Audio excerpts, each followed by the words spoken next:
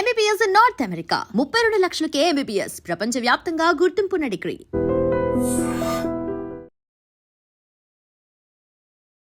సుందరకాండ అనేది different cinema అనుకోవచ్చా, regular commercial film అది? The idea is very unique, మళ్ళీ డిఫరెంట్.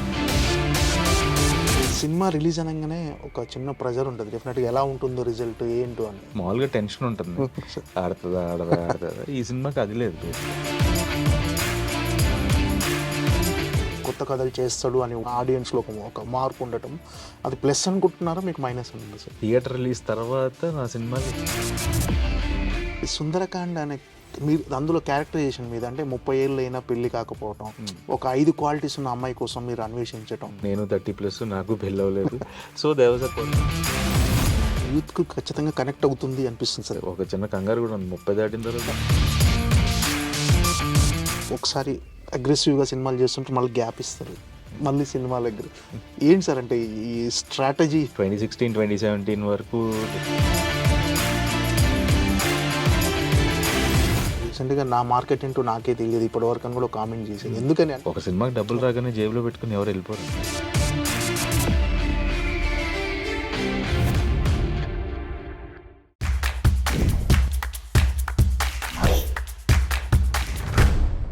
Hi sir. హాయ్, ఎలా ఉన్నారు సార్? నేను బాగున్నాను. ఓకే, బాగున్నారు సార్. చాలా హ్యాపీగా ఉంది, చాలా రోజుల తర్వాత మిమ్మల్ని కలిసి ఒక చిన్న ఇంటర్వ్యూ చేయటం చాలా హ్యాపీగా ఉంది సార్. ప్లెజర్ సార్ అండి, అంటే సినిమా రిలీజ్ అనగానే ఒక చిన్న ప్రెజర్ ఉంటుంది డెఫినెట్గా, ఎలా ఉంటుందో రిజల్ట్ ఏంటో అని. రెగ్యులర్గా ప్రతి హీరోకి అలా మీకు కూడా ఈ ప్రెజర్ అనేది ఉంటుందా? ఏంటి రిజల్ట్ ఎలా ఉంటుంది, జనాలు ఎలా రిసీవ్ చేసుకోబోతున్నారు? జనరల్గా ఉంటుందండి, డెఫినెట్గా ఉంటుంది. ఏంటంటే మామూలుగా టెన్షన్ ఉంటుంది, ఆడుతుందా. ఈ సినిమాకి అది లేదు, బేసిక్ యాంగ్జైటీ ఉంది. అంటే చూసి ఎలా ఉందంటారు అనేది ఎక్కువ ఉంది. సో ఈ సినిమాకి అయితే టెన్షన్ అయితే లేదు, ఎందుకంటే confident about the script. And నేను డబ్బింగ్ చెప్పేటప్పుడు చూసిన, ఎడిట్లో చూసిన, వెరీ కాన్ఫిడెంట్. అంటే very happy with the output.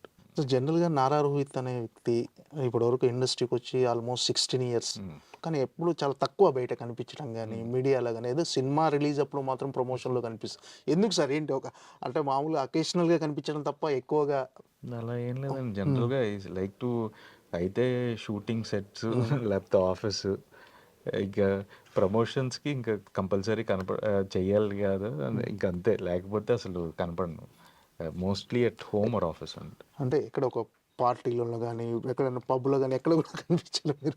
అంటే ఒక హీరో లైఫ్ స్టైల్లా ఉండదు మీరు జనరల్గా.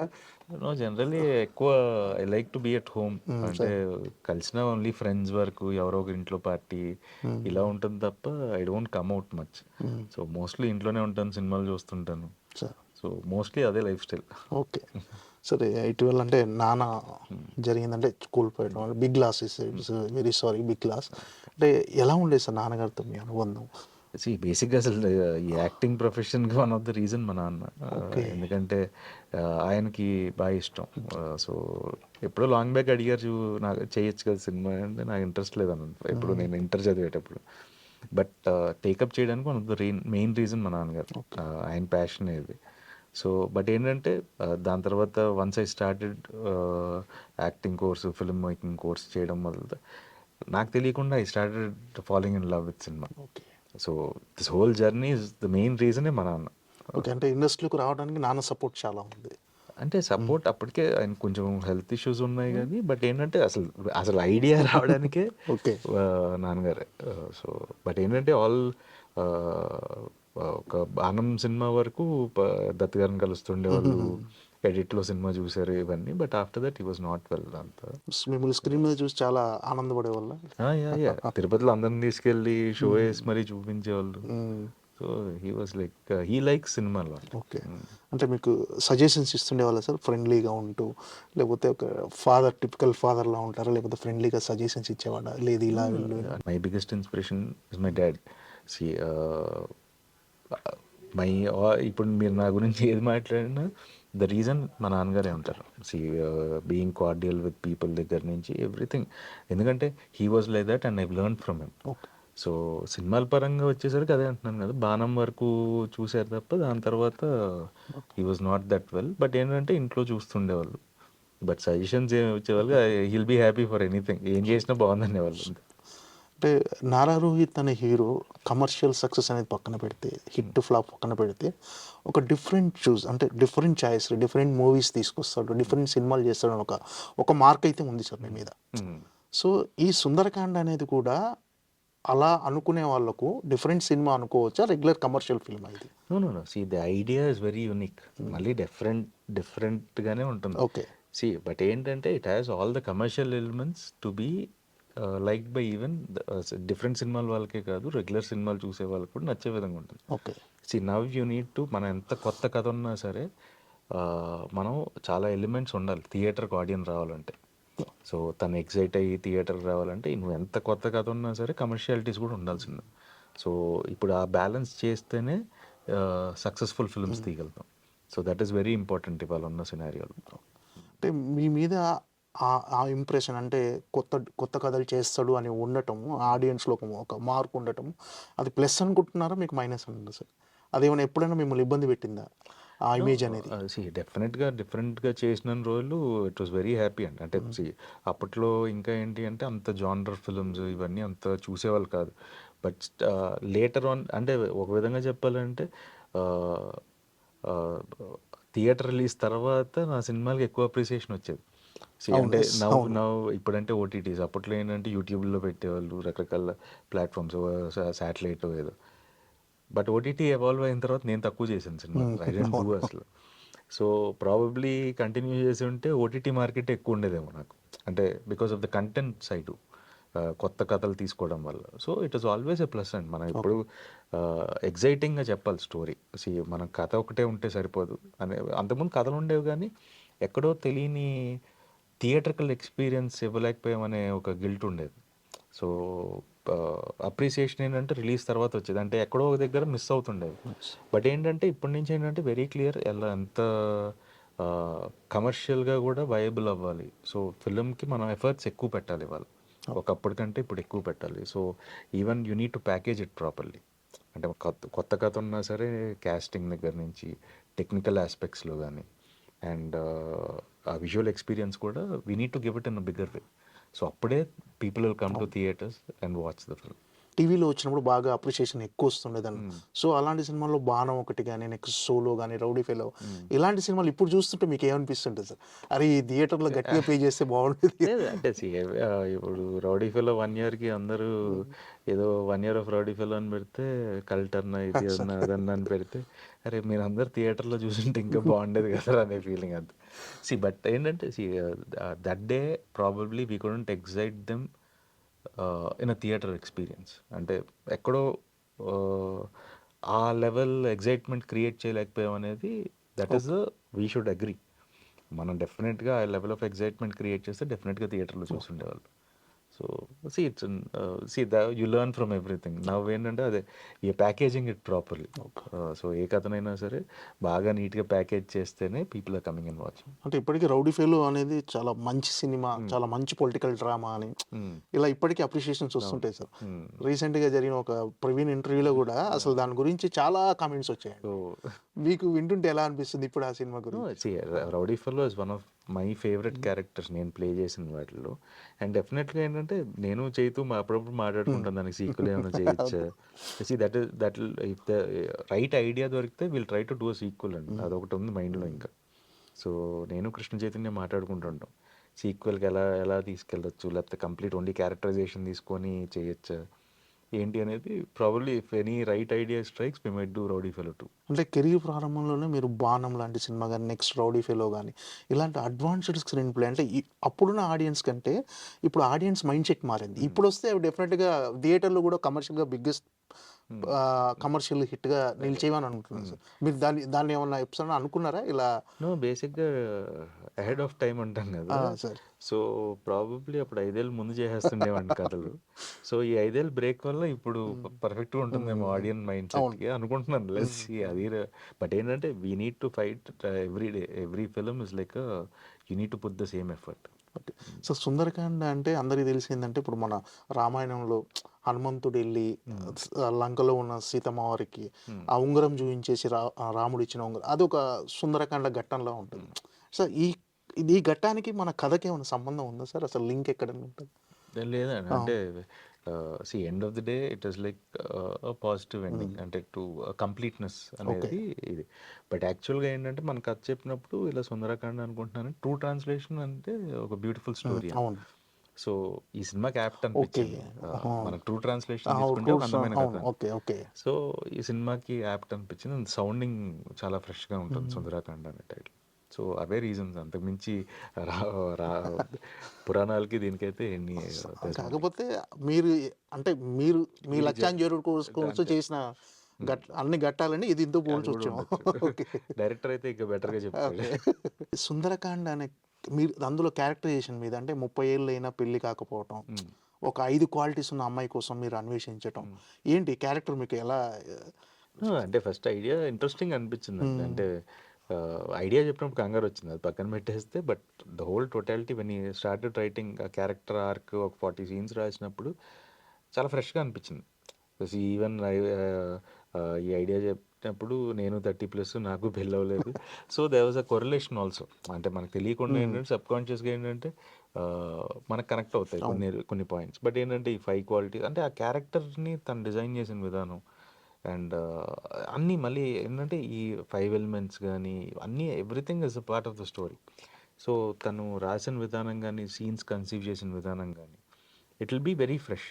అండ్ తన రైటింగ్తో పాటు టెక్నికల్గా ద కలర్ ప్యాలెట్స్ కానీ ఇవన్నీ కూడా చాలా ఫ్రెష్గా డిజైన్ చేశాడు. రొటీన్ అంటే కొంచెం ఇంగ్లీష్ టోన్స్లో ఉంటుంది సినిమా అంతా. అంటే యూత్కు ఖచ్చితంగా కనెక్ట్ అవుతుంది అనిపిస్తుంది సార్ మీ క్యారెక్టర్. డెఫినెట్గా కనెక్ట్ అవుద్దండి. అంటే ఒక చిన్న కంగారు కూడా ఉంది, 30 దాటిన తర్వాత ఇలా జరుగుద్దేమో లైఫ్లో అనే ఫీలింగ్ రాకపోతే చాలు. బట్ ఏంటి అంటే it is a proper very clean film. So డెఫినెట్గా ఏంటి అంటే ఫ్యామిలీస్ ఫ్రెండ్స్తో it is like a film for every one.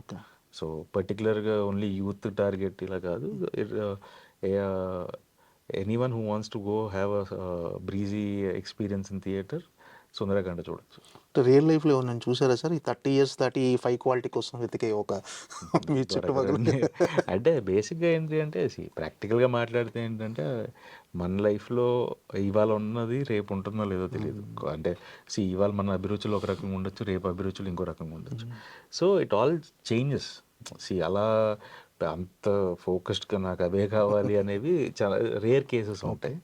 So it's a fictional character ఆ విషయంలో. ఎంటర్టైన్మెంట్ అంటే ఫస్ట్ టైం ఎంటర్టైన్మెంట్ మీ క్యారెక్టరైజేషన్లో ఎక్కువ ఉన్నట్టు అనిపిస్తుంది ఈ సినిమాలో. టఫ్ అనిపించిందా సార్ ఎంటర్టైన్మెంట్ చేయటం? యాక్చువల్గా నేను ఎంటర్టైన్మెంట్ చాలా తక్కువ చేస్తాను. నా క్యారెక్టర్ ఉన్న సిచ్యువేషన్స్లో బేసిక్గా ఆ ఆడియన్స్కి ఎంటర్టైన్ జనరేట్ అవుతుంది. ఎవ్రీ క్యారెక్టర్ నాదనే కాదు, మీరు సత్య క్యారెక్టర్ తీసుకున్న అభినవ్ కానీ నరేష్ గారు కానీ వాసు అందరూ కథలోనే ఉంటారు. సపరేట్ ట్రాక్స్ అంటూ ఉండవు. అండ్ హీరో క్యారెక్టర్ ఉన్న సిచ్యువేషన్ వల్ల జనరేట్ అయ్యేది common. Okay. So that will be there. అంటే మీకు ఈ క్యారెక్టర్స్ ట్రాన్స్ఫార్మ్ చేయటం అంటే టఫ్ అనిపించింది అంటున్నా, ఇంతకుముందు సీరియస్ క్యారెక్టర్స్ చేశారు. ఏం లేదండి, అంటే నా సెకండ్ ఫిలిం నేను సోలో చేశాను. బాణం లాంటి సీరియస్ క్యారెక్టర్ తర్వాత సోలో చేశాను. అండ్ బేసిక్గా ఏంటంటే ఒక 5 years ట్రావెల్ ఉండడం వల్ల ప్లస్ డైరెక్టర్తో తనకి ఇన్ అండ్ అవుట్ నేను ఎలా బిహేవ్ చేస్తాను ఇవన్నీ తెలుసు. సో అండ్ ప్లస్ ఏంటి అంటే సీన్స్ గురించి మాట్లాడి ఇలా చేస్తే ఎలా ఉంటుంది, ఇలా చేస్తే ఎలా ఉంటుంది అనేది. సో ప్రతి సీన్లో we use to have discussions రాసేటప్పుడు కానీ. సో అవన్నీ ఏంటంటే సెట్లో చాలా ఈజీ అయిపోయాయి. అండ్ బేసిక్గా నా క్యారెక్టర్ని నా మీద ఫోకస్ కంటే ఏంటంటే అదర్ క్యారెక్టర్స్ మీద ఫోకస్ చేయడానికి స్పేస్ దొరికింది తనకు కూడా. అంటే అదర్ యాక్టర్స్తో ఎందుకంటే నాకు మళ్ళీ వచ్చి బ్రీఫ్ చెప్పాల్సిన అవసరం లేదు. సో ఓన్లీ ఆ షార్ట్ అప్పుడు ఇలా ఏమైనా చేద్దాం అని మాట్లాడుకునే వాళ్ళం తప్ప most of the work was done in pre production only నా క్యారెక్టర్ పరంగా. అంటే ఇంతకుముందు వెంకటేష్ గారి సుందరకాండ ఒకటి వచ్చింది, ఇప్పుడు నారా రోహిత్ గారి సుందరకాండ. ఏంటి డిఫరెన్స్ ఏమన్నా ఎక్కడైనా కలుస్తుందా సబ్జెక్ట్ వైజ్ కానీ? అక్కడ ఆ సినిమాలో కూడా అపర్ణ గారు వెంకటేష్ గారిని ప్రేమించి అంటే వయసులో చాలా చిన్న, సో ఇందులో మీరు వయసులో పెద్ద ప్రేమిస్తున్నారు. అసలు దానికి దీనికి సంబంధం లేదండి కథ పరంగా. బట్ ఏంటంటే రెండింటి టైటిల్ ఒకటి కొంచెం ఫన్ అయితే సేమ్ ఫన్ ఉండేట అనిపిస్తుంది. బట్ అదేంటంటే ఎమోషనల్గా చాలా డెప్త్ ఉంటుంది. బట్ దిస్ ఇస్ లైక్ ఏంటంటే కావాల్సినంతే ఉంటుంది. బట్ అసలు దానికి కథ పరంగా అయితే దానికి దీనికి అసలు 1% సంబంధం. ఓకే. ఒకసారి అగ్రెసివ్గా సినిమాలు చేస్తుంటే మళ్ళీ గ్యాప్ ఇస్తారు, మళ్ళీ సినిమాల దగ్గర ఏంటి సార్ అంటే ఈ స్ట్రాటజీ ఏం లేదండి. బేసిక్గా ఏంటి అంటే 2016, 2017 వరకు డిఫరెంట్ సినిమాలు చేస్తుండేవాడిని. బట్ ఏంటంటే ఆఫ్టర్ పాయింట్ ఏంటంటే ఎండ్ ఆఫ్ ది డే ఏంటంటే యూ వాంట్ కమర్షియల్ సక్సెస్. ఎవరికైనా సరే మనం ఎన్ని కొత్త కథలు చెప్పినా కమర్షియల్ సక్సెస్ వస్తేనే you can tell better stories with a better budget. So ఆ వెతికే ప్రాసెస్లో కొన్ని కథలు ఓకే చేశాను. ఇవి ఆడతాయేమో ఇవి ఆడతాయేమో అని. బట్ తెలియకుండా ఏంటి అంటే those films didn't work. And ఒక 2-3 ఫిల్మ్స్ తర్వాత first you need to stop somewhere. ఒకసారి బ్రేక్ చేసి అసలు ఏం చేద్దాం అనుకుంటున్నాం అనేది టైం తీసుకొని చేద్దాం అనుకున్నాం. సో 2018లో ఇంకా ఆపి 2019 కానీ 2020లో స్టార్ట్ చేద్దాం అనే థాట్ ప్రాసెస్లో ఆ 1 ఇయర్ కూడా వర్కింగ్ ఆన్ స్క్రిప్ట్స్ ఓన్లీ. వేరే కథలు వింటున్నాను, కథల మీద వర్క్ చేస్తున్నాను. బట్ ఏంటంటే ఇంకా దాని తర్వాత అన్ఫార్చునేట్గా గ్యాప్ అలా పెరుగుతూ వెళ్ళింది తప్ప నాట్ లైక్ ఏంటంటే ఏదో 5 years గ్యాప్ తీసుకుందాం, బ్రేక్ తీసుకుందాం అనే థాట్ ప్రాసెస్ లేదు. బట్ ఏంటంటే it was an extended gap.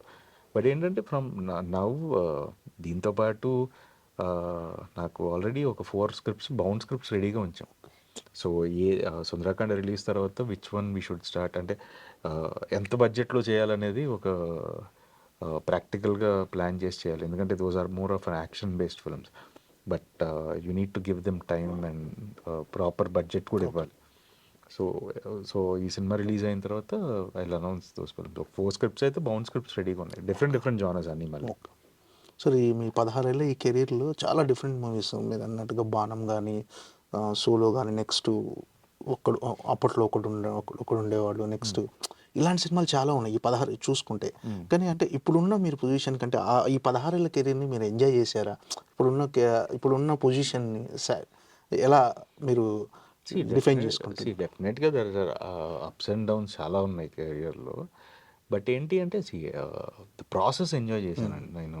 Good or bad ఏదైనా సరే, ఈవెన్ ఆ సినిమా వర్కౌట్ అవ్వకపోయినా సరే నేనే ఓకే చేసింది, ఎవరు నన్ను ఫోర్స్ చేసి చేయించలేదు. ఆ రోజు నా థాట్ ప్రాసెస్ రాంగ్, అంతేగాని బేసిక్గా I can't blame every one for the failure. But ఏంటి అంటే డెఫినెట్గా ఏంటి అంటే ఆ రోజు కంటే ఈ రోజు కొత్త కథలు యాక్సెప్ట్ చేసే విధానం బాగుంది. People want to watch different kinds of films. So probably this is a better time for me to నా థాట్ ప్రాసెస్కి ఈ టైమ్ ఇస్ మచ్ బెటర్ అనేది నా ఫీలింగ్. సో లెట్స్ సీ అంటే I want people to go watch Sundarakanda. దాని తర్వాత there will be more interesting films. Okay. అంటే మీకంటూ ఒక ఇమేజ్ అయితే వచ్చింది. అంటే మీరు చేసిన సినిమాల వల్లే అది అనుకుంటున్నాను. అంటే బిఫోర్ డిఫరెంట్ సినిమాలు చేయటం వల్లే ఈరోజు నారా రోహిత్ సినిమా అంటే డిఫరెంట్గా ఉంటుంది, వెళ్ళొచ్చు అని ఒక ఆడియన్స్కి ట్రస్ట్ అనేది ఉంది. సో ఇది రావడానికి మీరు చేసిన సినిమాలో కారణం అనుకుంటున్నాను సార్. డెఫినెట్గా అండి. బాణం అనే సినిమా ఫస్ట్ చేయడం వల్లే ఒక ప్రతినిధి కానీ ఒక రౌడీ ఫెలో లాంటి సినిమాలు వచ్చాయి. కథలు బేసిక్గా ఏంటంటే ఇతనైతే నమ్ముతాడు ఇలాంటి కథలని అని చెప్పి తీసుకొచ్చారు. సో ఎవ్రీథింగ్ నేనైతే ఫస్ట్ రీజన్ ఇస్ బాణం అనే సినిమా చేయడం వల్లే ఇవన్నీ వచ్చాయి. దాని తర్వాత ఏంటి అంటే ఒక స్టేజ్లో ఏంటంటే టూ మనీ సీరియస్ క్యారెక్టర్స్ అయిపోవడం. Even I wanted to mix. నాకు బేసిక్గా ఏంటంటే జానర్ షిఫ్ట్ చేయడం చాలా ఇష్టం అండి. అంటే రకరకాల జానర్స్ చేయాలని ట్రై చేస్తుంటాను. బట్ ఏంటి అంటే కొన్ని రైట్ లవ్ స్టోరీస్ దొరికాయి. బట్ ఏంటి అంటే ఆ టైంలో it couldn't materialise. It might be different reasons. But ఏంటంటే అవి మెటీరియలైజ్ అవ్వలేదు. అవి అయ్యి ఉంటే ఏంటి అంటే it would have been a much more better bag of films. So ఎక్కువ serious and single layer films అయిపోవడం వల్ల it didn't reach more people. So Asura లాంటి సినిమాకి we could have given more budget, better casting, it would have been a better film. But ఏంటంటే it became a compact film. So ఇప్పుడు ఎవరైనా cinema చూస్తే టెరిఫిక్గా తీశారు, ఎందుకు ఆడలేదు అనుకుంటారు. బట్ ఆ రోజు ఉన్న సినారియోలో ఏంటంటే థియేటర్కి జనాలు తీసుకురావడానికి I didn't have the right elements problem. అంటే మీరు సక్సెస్ అయినా ఫెయిల్యూర్ అయినా హ్యాపీగా రిసీవ్ చేసుకుంటారు. ఏదైనా అంటే ఓపెన్గా మాట్లాడడం మీకు అలవాటు. లాస్ట్ టైం అన్న ఒక ప్రెస్ మీట్లో కూడా మీది ప్రతినిధి 2 హిట్ అయిందని ఎవరు రిపోర్టర్ అంటే లేదు ఎక్కడ హిట్ అయిందని. సో ఈ సక్సెస్ ఫెయిల్యూర్ని మీరు ఎలా రిసీవ్ చేసుకుంటారు sir? No, you should be practical. అంటే మనం రియాలిటీలో ఉన్న రోజులు ఇట్ విల్ బీ నైస్. ఎందుకంటే that is like very important. ఒకప్పుడు అంటే తెలియడానికి టైం పట్టేదేమో. ఇవాళ ఏంటంటే you open your phone, the reality is in front of your eyes. మనం దాని నుంచి తప్పించుకోవాలన్నా తప్పించుకోలేము. You can't hold yourself back. Compulsory వెళ్ళి ఏమంటున్నారు సినిమా గురించి అని ప్రతి ఒక్కరిని చూసుకుంటాం.